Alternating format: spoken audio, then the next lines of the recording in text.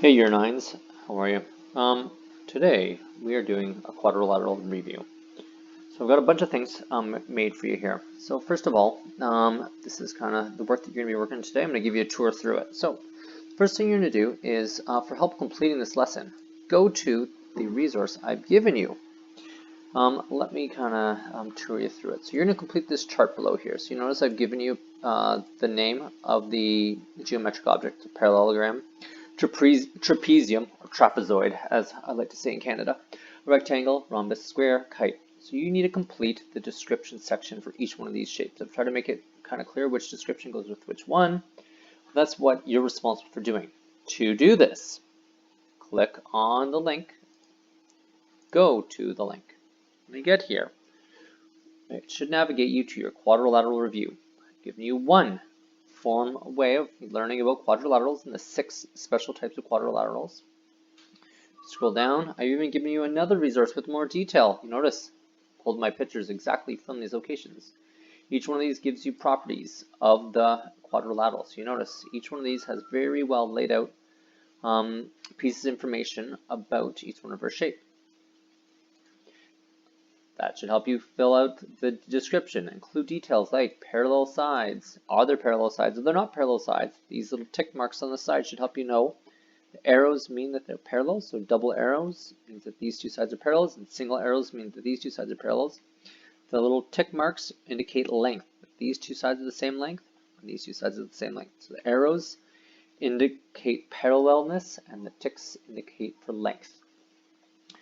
Talk about the length. Are there any angle things you should know? And finally, diagonals.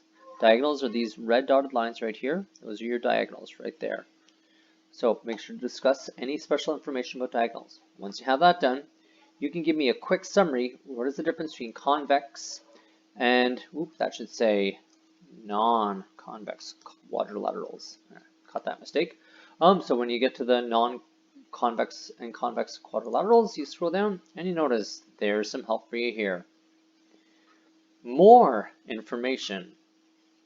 And finally, the last thing you need to do is talk about or complete the interior angles of quadrilaterals. They always add up to.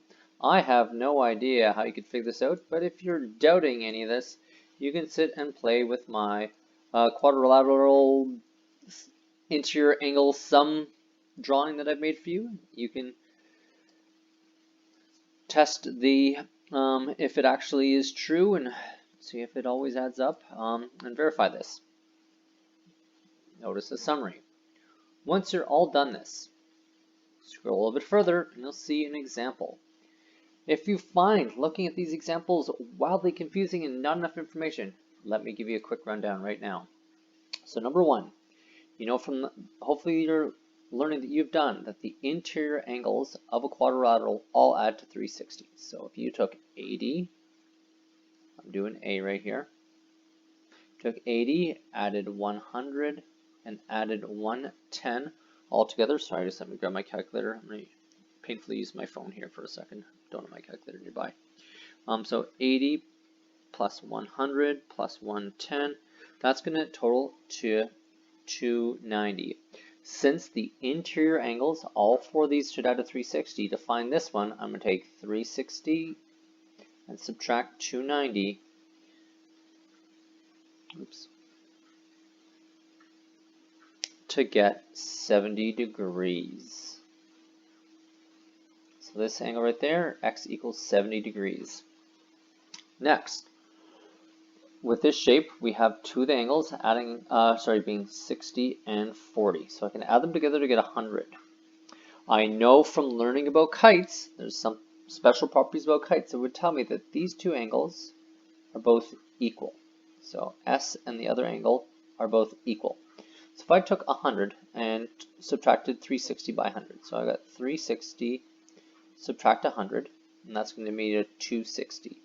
So I now know that these 2 angles right here add up to 260 and are identical. So if I take 260, divide by 2, let's do that quick, 260 divided by 2, that's not right, 260 divided by 2 equals, I get 130 degrees. Do these look like Obtuse angles, yes, they look obtuse. So I'm going to say S equals 130. Perfect.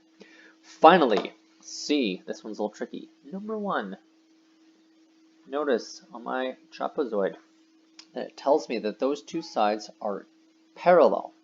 You'll remember from the other day's review that this looks an awful lot like a transversal of two parallel lines. So that means that these are both, I believe, co-interior lines, and you'll know that two co-interior lines should add to 180. So you could say something like 180 equals, that's not 180, give me a second.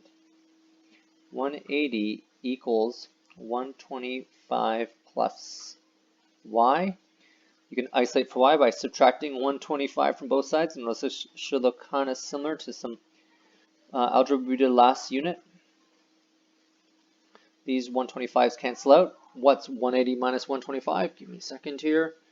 180 minus 125 is 55 degrees, and that's what y equals. So there's how to do your examples.